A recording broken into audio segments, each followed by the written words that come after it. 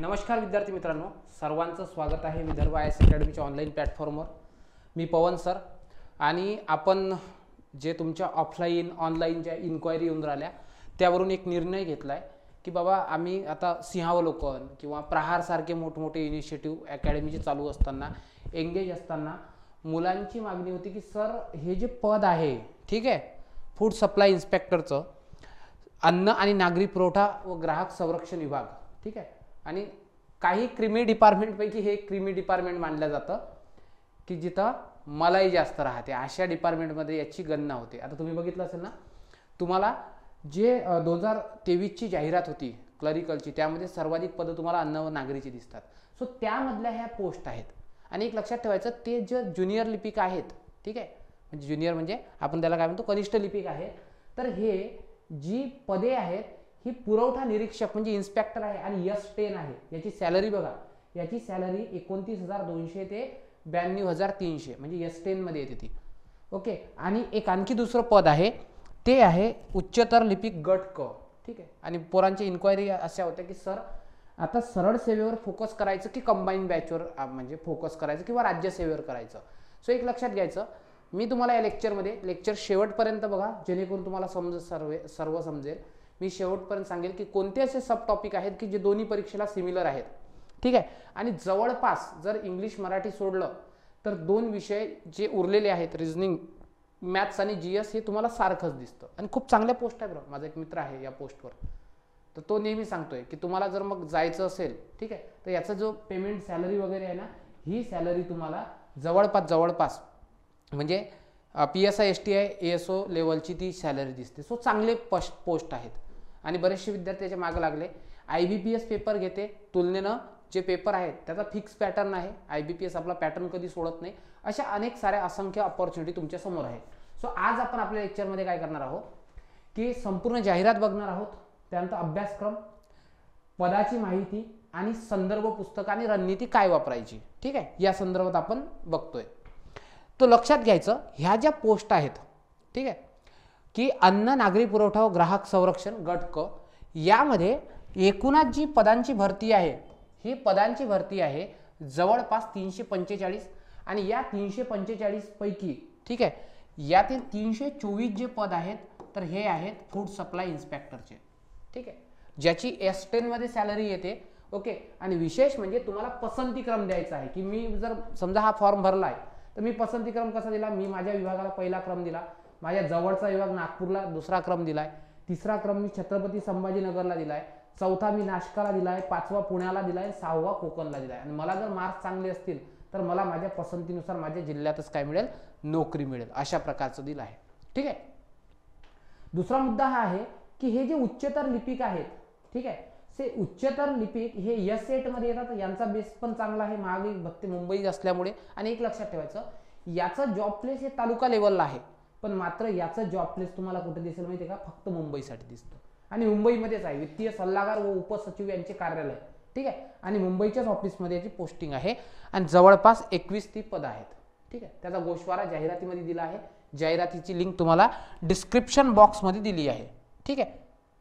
So आता एक लक्षात घ्यायचं की याच्या संदर्भात वयोमर्यादा किती आहे, तर ओपन कॅटेगरीसाठी 38 आहे आणि जे मागासवर्गीय आहेत, अनाथ आहेत, आर्थिक दुर्बल लोक आहेत, यांच्यासाठी 43 इतकी आहे. म्हणजे वयोमर्यादेची काही अट नाही तेवढ्या मोठ्या प्रमाणात, ठीक आहे. आणि इतर आरक्षण आहेत, म्हणजे प्रावीण्यप्राप्त खेळाडू असतील, कोणते खेळ वगैरे आहे ते जाहिरातीत मेन्शन आहेत, ठीक आहे, तिथे बघून घ्यायचं.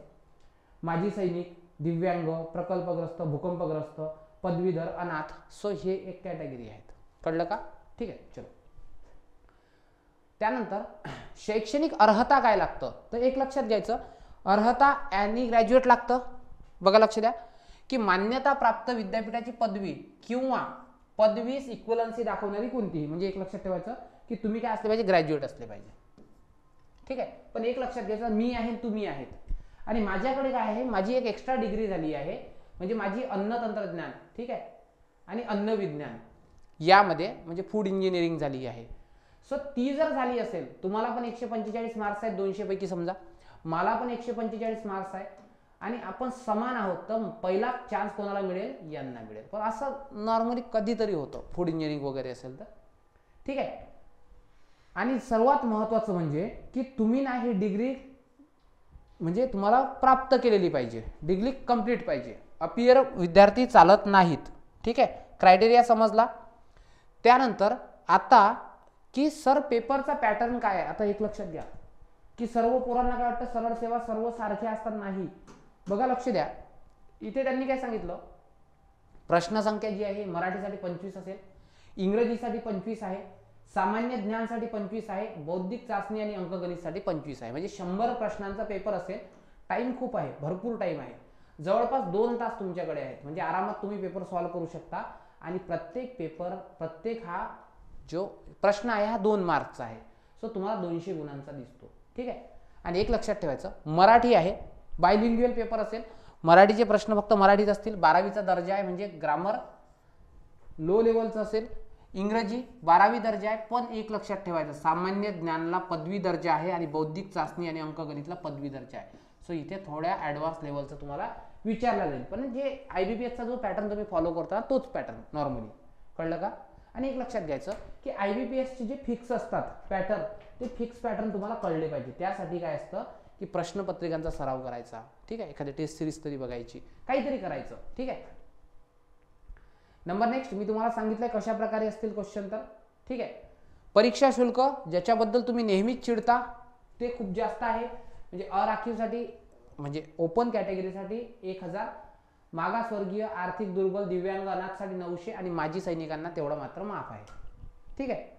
ऑनलाईन जो अर्ज करण्याची डेट आहे, डेट विसरायची नाही. 31 डिसेंबर पासून, 13 डिसेंबर पासून तर 31 डिसेंबर पर्यंत तुम्हाला तो भरता येईल. आणि परीक्षा IBPS कंडक्ट करते. कळलं का. पसंतीक्रम द्यायचा आहे तुम्हाला फक्त कशासाठी, फूड सप्लाय इन्स्पेक्टर साठीच पसंतीक्रम द्यायचा आहे, इतरासाठी नाही. ठीक आहे. पुढे बघा, सिलेबसवर आपण नंतर बघू. आता यांचे काम काय आहे बघा. हा जो पुरवठा निरीक्षक आहे, सर याचं प्रोफाईल काय राहतं, पुरवठा निरीक्षक कुठे राहतो तो बघा, लक्ष द्या.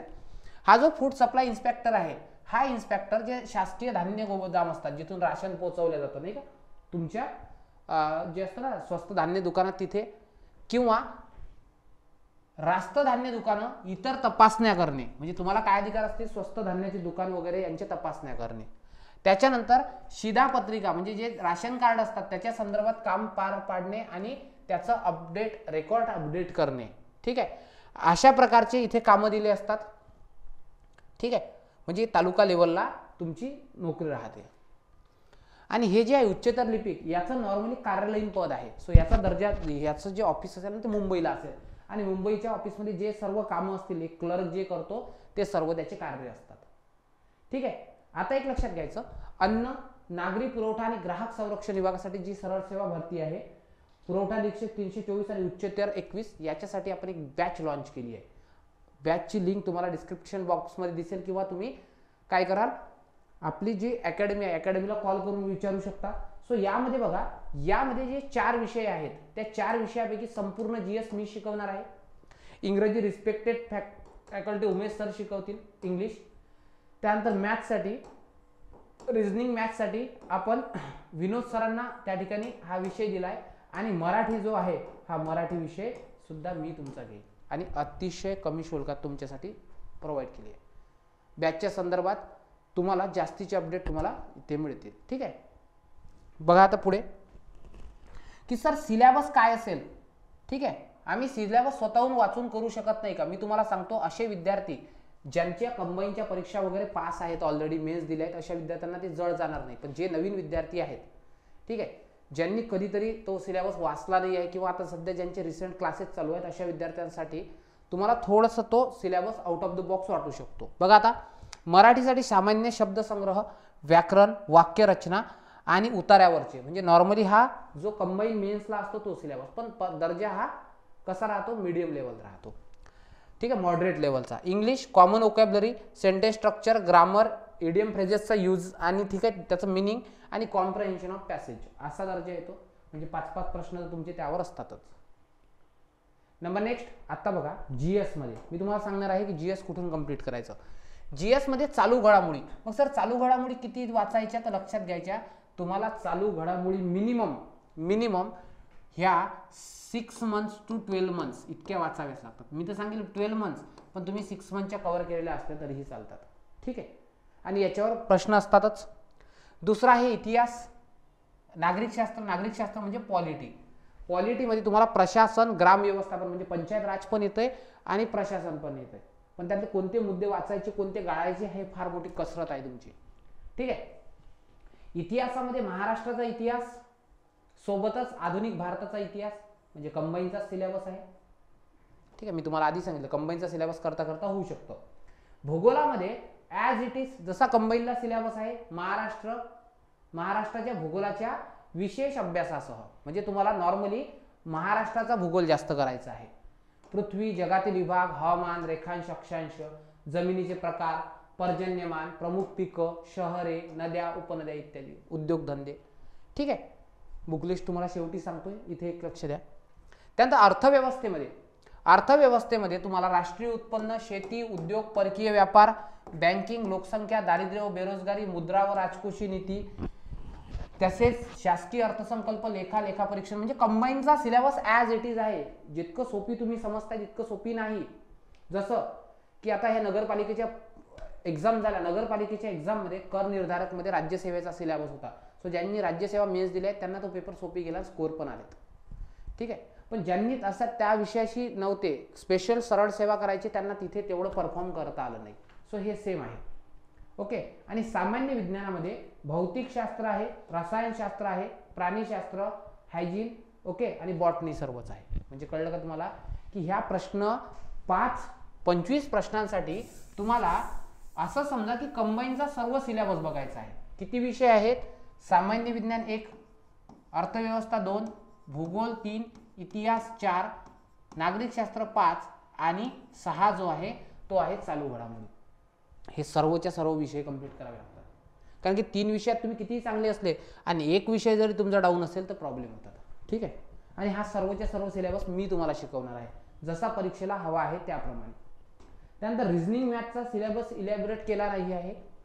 बुद्धिमत्ता आणि अंकगणित हे तुम्हाला दिलं आहे. आणि एक लक्षात घ्यायचं की तुम्हाला ज्या समस्या असतील बॅचबद्दल किंवा या जाहिरातीबद्दल किंवा कोणत्याही गोष्टीबद्दल त्या तुम्ही काय करा कमेंट सेक्शनमध्ये लिहत चाला, म्हणजे जेणेकरून आम्ही वाचतो आणि त्याला रिस्पॉन्ड देत चालू. ठीक आहे.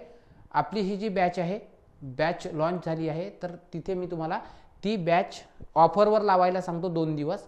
ठीक आहे. तसं तुम्ही मला सांगा, ऑफरवर लावायला सांगतो जेणेकरून तुम्हाला ती बॅच परचेस करता येईल.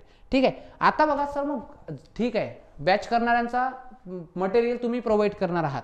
ठीक आहे. म्हणजे त्या नोट्स वगैरे जितक्या शक्य होतील तितक्या, मी प्रत्येक नोट्स नाही पण बऱ्यापैकी जसं चालू घडामोडी असतील नोट्स तुमच्यासोबत शेअर केल्या जातील. ठीक आहे. अशा प्रकारे काही सॉफ्ट कॉपी तुमच्यासोबत शेअर करू. पण सर आता आम्हाला स्वतःहून अभ्यास करायचा आहे, मग आम्ही काय करायचं? तर लक्षात घ्यायचं, बुद्धिमत्ता आणि अंकगणितसाठी एनी बुक जे IBPS साठी महत्त्वाचं आहे. त्याच्यानंतर मराठीसाठी मी तुम्हाला सांगेल की मराठीसाठी मोरा वाडिंबे सरांचं पुस्तक बेस्ट आहे. ठीक आहे. फक्त त्याचा क्रक्स वाचा, जास्त डीपमध्ये जाऊ नका. ठीक आहे. बाळासाहेब शिंदे सरांचं पुस्तक तेवढं मला ते बरोबर वाटत नाही की ते तेवढं न्याय देईल. इंग्रजीसाठी कोणतंही एक बुक तुम्ही MJ शेख सर वाचत असाल, रेन अँड मार्टिन वाचत असाल, MJ शेखच नॉर्मली वाचतात मुलं, किंवा एखादी कोणती अकॅडमीचं असेल ते वाचा. आणि यासाठी काय करा, एक बघा चालू घडामोडीसाठी तुम्ही काय करा, माझ्या ज्या नोट्स आहेत त्या नोट्स वाचा, ज्या टेलिग्रामवर शेअर केल्या आहेत. नाही तर तुम्ही सिम्प्लिफाईड किंवा परिक्रमा एक कोणतं तरी वाचा. एक तर सिम्प्लिफाईड किंवा परिक्रमा. आणि कधीचं वाचायचं? 6 महिने ते 12 महिन्याचं. पहिले 6 महिन्याचं कव्हर करून घ्या, नंतर 12 महिन्याचं, कारण की वेळ जास्त नाही आहे, 2च महिने आहेत. आणि पोस्ट खूप चांगली आहे, खूप चांगली पोस्ट आहे. नागरिकशास्त्रासाठी काय करायचं? इंडियन पॉलिटी किंवा कोळंबे सरांचं पुस्तक वाचा. ठीक आहे. आणि ग्राम व्यवस्थापनासाठी, प्रशासनासाठी ज्या नोट्स आहेत माझ्या, ठीक आहे, माझ्या नोट्स आहेत, ठीक आहे, पंचायत राजच्या, त्या तुमच्याशी शेअर मी करेन. ह्या नोट्स मी स्वतः बॅचमध्ये करेन, ह्या पण नोट्स करेल. इतिहासासाठी महाराष्ट्राचा इतिहास आणि आधुनिक भारताचा यासाठी स्टेट बोर्ड वाचा तुम्ही. ठीक आहे. 11वीचं पुस्तक वाचा, इथून कव्हर होऊन जाईल सर्व इतिहास. आणि आधुनिकसाठी भारताचा इतिहास जो आहे स्टेट बोर्डमध्ये तो वाचा. ठीक आहे. आणि एखादं कोणतंही समाज सुधारकाचं पुस्तक असेल वाचा, गाठाड वगैरे नका वाचत बसू. भूगोलासाठी काय करा, विदर्भ IAS अकॅडमीची एक नोट्स आहे छोटीशी. ठीक आहे. सो ती रिव्हिजन नोट्स आहे, ती नोट्स तुम्ही वापरू शकता. ठीक आहे. त्यातून 100% होऊन जातं. अर्थव्यवस्थेसाठी सागर सरांची एक रिव्हिजन नोट्स आहे. ठीक आहे. कॅप्सूल नोट्स आहे ती तुम्ही परचेस कशाला मिळेल ते तुम्हाला अकॅडमीला कॉल करून विचारा. आणि सामान्य विज्ञानासाठी स्टेट बोर्ड वाचलेले बऱ्यापैकी राहतील. सो अशा प्रकारे तुमची एक बुक लिस्ट राहील, ते करा. आणि सर्वात इम्पॉर्टंट की IBPSचे जे तुमच्याकडे पेपर असतील ते IBPSचे पेपर वाचत. ठीक आहे, याचे जे पेपर असतील त्या पेपरचं ॲनालिसिस करत राहा. ठीक आहे, याचं प्रॉपर ॲनालिसिस करा. खूप चांगल्या पोस्ट आहेत. ठीक आहे, चांगल्या प्रकारे जर तुम्ही केलं, परफॉर्म केलं, फक्त एक लक्षात ठेवायचं, याची एक पूर्वअट अशी आहे की तुम्हाला इन हाऊ कंडिशनमध्ये 45% मार्क्स तुम्हाला घेणं अनिवार्य आहे. म्हणजे तुम्हाला या पेपरमध्ये 90 मार्क्स घ्यावेच लागतील. तो काय आहे तुम्हाला त्या ठिकाणी प्री क्रायटेरिया आयोगानं IBPSनं तिथं मेन्शन केलं आहे. ठीक आहे, सो ह्या तुमच्या या जाहिरातीबद्दलच्या डिटेल होत्या. आणखी काही प्रश्न असतील तर कमेंट बॉक्समध्ये ड्रॉप करा आणि बॅच संदर्भात तुम्हाला माहिती मिळून जाईल. Thank you so much. Keep studying. जय हिंद.